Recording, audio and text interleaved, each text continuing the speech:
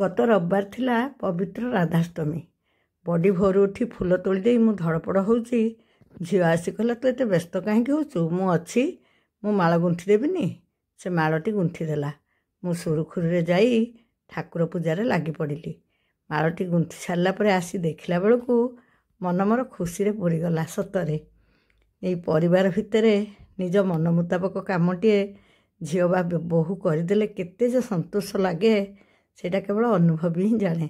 देखिले माळटी भल लगुनि। से दिन माळ ठाकुर को पिंधेई पूजा अर्चना सारी मु बाहरी पड़िली आमर जीवाकु थिबा ठाकुर पाखकु बा ठाकुर संघ को। पिलाटी दिन मु ठाकुर संगे संपृक्त बा ठाकुर कौन कहबी मु भाषा पाउनी। ठाकुर पाखकु न गले बा ठाकुर पाखकु जीवार सुजोग थाई कि न जाई पारले मु केते जे कष्ट पाए से कथा मु केमती भाषा रे कहबी। किंतु बहु वर्ष अतिक्रम कर जाइथिले भी मु कौनसी संघ को नियमित भाव में जाई पारे नाही। झियो बेले मु भूषल संघ को जाउथली। बाहाघर जंजाल पर केबे केमती बापा संगे भूषल आश्रम जाए, बाबा को चिठी पत्र दिए, आउ मो दुख पड़िले बाबा को गाली भी दिए। हेले ठाकुर को छाड़ीनी कि छाड़ी पारिबिनी। दुख आसु कि सुख आसु हेले आश्रम जाई पारेनी बा संघ को जाई पारेनी बोली सब बेले मन दुख करे। मो शाशुघर गाँव में रहिबाकु अनिच्छा प्रकाश करे। बाबा ही मते तागिद करथिले तू एइठी ही रहिबु। आउ तांकरी कथा मानी मु एइठी ही रहिछि 44 वर्ष होला। हेले ए संघ संपर्क रे मु केबे जानिनी। से दिन से संघ को जाई मु जे अपूर्व आनंद लाभ कली से भी मु भाषा रे व्यक्त करि परिबिनी। घरर सब काम छाड़ी सेठी पहुँचला बेलू अनेक डेरी हो जाइथिला। ठाकुरंकर पूजार्चना सरीथिला। भाव विनिमय चलथिला। सतरे ये भाव विनिमय आमको बहुत दृढ़ करे ठाकुरंक उपरे भक्ति आ निष्ठा रखिबा पाई। सेतिकी तो अंतत शुणी पारली। आ सबुठु बेसी खुशी लागिला सभापति महाशय मते भी भाव विनिमय करिवार सुजोग देइथिले। सेतिकी सुजोग पाई मु आहुरी कृतार्थ हो गली। मु भी मन खोली सत कथा ही कहीदेली। सतरे मु ठाकुर को सब बेले प्रणाम करी कहे ठाकुरे सूक्ष्म तो तुम सर्वव्यापी हेले मु कौन एड़ बड़ ज्ञानी जे तुमर सूक्ष्म तत्व को अनुभव करि परिबी। मु तो साधारण गृहिणीटे स्थूल भाव में तुमको देखे से आनंदित हुए। देखुना आमे पूरा यही आश्रम को जाइथिलु। सामंतरायपुर पुराणा भुवनेश्वर स्थित परमहंस श्रीमद स्वामी निगमानंद सरस्वती देवंकर आसन मंदिर। मु एते वर्ष भुवनेश्वर रही हेले एठी ठाकुरंकर आसन मंदिर अच्छी मु जानिनी। से दिन मोर केड़े बड़ सौभाग्य मु जाई सेठी पहुँचली। आ मो मनर कथा को भी मु खोली कहली। मु सब बेले ठाकुर को निवेदन करे प्रभु तमे जोठी अछ मु सेठी जीवी। आउ टिके तम अईठा खाइबी। तम अईठा प्रसाद टिके न खाइले मो आत्मा तृप्त हुए नाही। हेले एक कथा मु काहाकू कहबी। बेले बेले लाज लागे, बेले बेले खोली कही दिए। से दिन तो मु खोली के कथा कहीदेली। आ सतकु सत पूजा अर्चना परे सभा भंग हैला परे प्रसाद सेवन करिकी ही आमे घर को फेरिलु। प्रसाद तो प्रसाद सब बेले दिव्य, सब बेले अमृत। केमती तार वर्णना करी। आउ माँ भौणी कहतु बा भाई कहतु आमे समस्ते एते कम समय भितर एते अंतरंग आत्मीय केमती हो जाऊ के जानी। सेटा भी बोधे गुरुंकर कृपा। हेले आश्रम को मु केमती जाई पारली कहबी।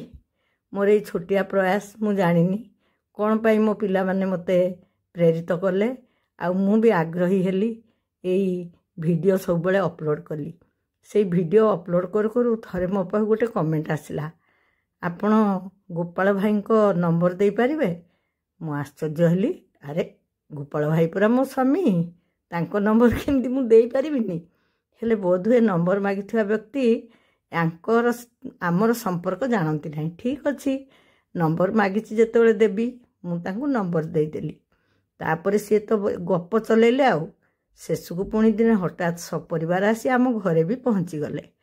से पर्यंत मु जानी नथिली आम भितरे एते बड़ सुंदर संपर्कटे भी अच्छी।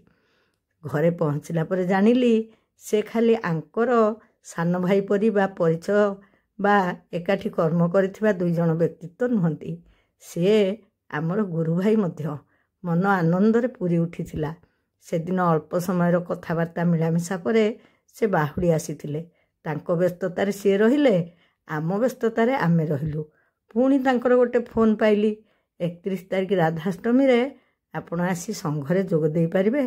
ଓହୋ, ଏଡ଼େ ବଡ଼ ସୁଯୋଗ କେହି କ'ଣ କେବେ ହାତଛଡ଼ା କରେ? ଆମେ ଯାଇ ସଂଘରେ ପହଞ୍ଚିଲୁ। କେତେବେଳେ ଆଶ୍ରମରେ ସବୁକିଛି ସରିଗଲା। ଆମେ ବାହୁଡ଼ି ଆସିଲା ବେଳକୁ ବାଟ ସାରା ବର୍ଷା ହେଉଥିଲା, ଆଉ ମୋ ମନ ଭିତରେ ସ୍ମୃତି ସବୁ ବର୍ଷା ହେଉଥିଲା। ଏଇ ଠାକୁରଙ୍କୁ ନେଇ ମୋ ଜୀବନର କେତେ ସ୍ମୃତି। ଯେବେଠୁ ଆଖି ଖୋଲିଛି, ଆମ ଘରେ ଠାକୁର କହିଲେ ମୁଁ ଆମ ଠାକୁରଙ୍କୁ ହିଁ ତ ଦେଖିଛି। ସେଇଥିପାଇଁ ଗୁରୁ ବ୍ରହ୍ମା ଗୁରୁ ବିଷ୍ଣୁ ଗୁରୁଦେବ ମହେଶ୍ୱର ଗୁରୁ ସାକ୍ଷାତ ପରମ ବ୍ରହ୍ମ ତସ୍ମୈ ଶ୍ରୀ ଗୁରବେ ନମଃ ଏ ଶ୍ଲୋକ ମୋତେ କେହି ବୁଝେଇବାକୁ ଆବଶ୍ୟକ ପଡ଼ିନାହିଁ। ସବୁବେଳେ ମୁଁ ଜାଣିଛି ଗୁରୁ ହିଁ ମୋର ସବୁକିଛି। ମୋ ବୋଉ ତ ମୋ ଜନ୍ମ ପୂର୍ବରୁ ଠାକୁରଙ୍କ ଭାବଧାରାରେ ହିଁ ବଢ଼ିଥିଲା, ଆଉ ସେଇ ହିସାବରେ ଘରେ ଆମର ଠାକୁର ପୂଜା ପାଉଥିଲେ। ଆଉ ମୋର ବାବା ମାନେ ମୋର ସ୍ଥୂଳଗୁରୁ ଶ୍ରୀମତ୍ ସ୍ୱାମୀ ତ୍ରିଗୁଣାନନ୍ଦ ପରମହଂସ ଦେବ, ତାଙ୍କ କଥା କ'ଣ କହିବି? ସେ ହିଁ ତ ମୋ ଜୀବନର ସର୍ବମୟ କର୍ତ୍ତା। ତାଙ୍କରି ଆଦେଶରେ ମୁଁ ଠାକୁରଙ୍କୁ ପୂଜା କରେ, ଆଉ ସେ ହିଁ ମୋ ଜୀବନର ବଞ୍ଚିବାର ମାଧ୍ୟମ। ମୋ ଜୀବନରେ ସବୁକିଛି ଛାଡ଼ିପାରିବି, ହେଲେ ଠାକୁରଙ୍କୁ କ'ଣ ଛାଡ଼ିପାରିବି? କେତେ ଦୁଃଖ ସୁଖ ଭଲ ମନ୍ଦରେ ସେ ହିଁ ମୋ ପାଖରେ ଉପସ୍ଥିତ ଅଛନ୍ତି। ମୁଁ ସବୁବେଳେ ସେତିକି ଅନୁଭବ କରିଛି। ଆଉ ଏବେ ଯେତେବେଳେ ସଂଘରେ ଯୋଗ ଦେଲି, ମୁଁ ଭାବିଲି ମୁଁ ଆଶ୍ରମ ଯାଇପାରେନି, ସଂଘରେ ଯୋଗ ଦେଇପାରେନି ବୋଲି କେତେ ଦୁଃଖ କରୁଥିଲି। ହେଲେ ଘର ପାଖରେ ଏତେ ସୁନ୍ଦର ସଂଘ, ଚାହିଁଲେ ବି ତ ଟିକେ ଯାଇପାରିବି। ଦୂର ବାଟ ବୋଲି ଯାଇପାରେ ନାହିଁ ସିନା। ଆମ ଆଶ୍ରମ କଥା ସବୁବେଳେ ମୁଁ ଭାଳି ହେଉଥାଏ, ସବୁବେଳେ ମୋ ମନ ହେଉଥାଏ ମୁଁ ସଂଘରେ ଯାଆନ୍ତି, ଠାକୁରଙ୍କର ଭଜନ କୀର୍ତ୍ତନ ଶୁଣନ୍ତି, ଠାକୁରଙ୍କର ପୂଜାର୍ଚ୍ଚନା ଦେଖନ୍ତି, ଟିକିଏ ପ୍ରସାଦ ପାଆନ୍ତି। ଏଇ ସୁଯୋଗ ଆଜି ପାଖରେ ପାଇ ମୁଁ କୃତକୃତ୍ୟ ହେଉଥିଲି। ମୋର ମନେ ପଡ଼ୁଥିଲା ଆମ ବାବା ବାହାର କରୁଥିବା ଗୋଟିଏ ପତ୍ରିକା ନିଗମ ଜ୍ୟୋତିରେ ମୋର ପ୍ରକାଶ ପାଇଥିବା ଗୋଟିଏ ଭଜନ। ସେ ଭଜନଟିକୁ ମୁଁ ଏଇଠି ଦେଇଛି। ଜାଣିନି ଆପଣମାନେ ପଢ଼ିବେ କି ନାହିଁ, ଆପଣମାନଙ୍କୁ କେମିତି ଭଲ ଲାଗିବ। ହେଲେ ମୁଁ ସେଇଥିରେ ହିଁ ମୋ କୋମଳ ହୃଦୟର ସବୁ ଆନ୍ତରିକତା ଠାକୁରଙ୍କ ପାଇଁ ଢାଳି ଦେଇଥିଲି। ଏଇଟା ମୁଁ କଲେଜରେ ପ୍ରଥମ ବର୍ଷ ପଢ଼ୁଥିବା ବେଳେ ଲେଖିଥିଲି। ଆଜି କାହିଁକି ସେ ଭଜନଟା ମୁଁ ବାରମ୍ବାର ଗାଇଲି, ଆଉ ସେଇ କଥା ମୋର ମନେ ପଡ଼ିଲା। ସମ୍ବିତ ଭାଇଙ୍କୁ ତ ବହୁତ ଧନ୍ୟବାଦ ଦେବି। ସତରେ ଆଙ୍କର ସିନା ସେ ପୁରୁଣା ପରିଚିତ, ହେଲେ ତାଙ୍କ ଧର୍ମପତ୍ନୀ ଝିଅମାନେ ତ ମୋର ପରିଚିତ ନଥିଲେ। ହେଲେ ଏତେ ଆତ୍ମୀୟତା, ଏତେ ଅନ୍ତରଙ୍ଗତା କେଉଁଠୁ ଆସିଲା? କେବଳ ଏଇ ଠାକୁରଙ୍କ ଯୋଗୁଁ। ଠାକୁର ଚିରଦିନ ଆମର, ଆମେ ତାଙ୍କର। ଏଇଟା ଆମର ଜନ୍ମ ଜନ୍ମାନ୍ତର ସମ୍ପର୍କ। ଜୟ ଗୁରୁ।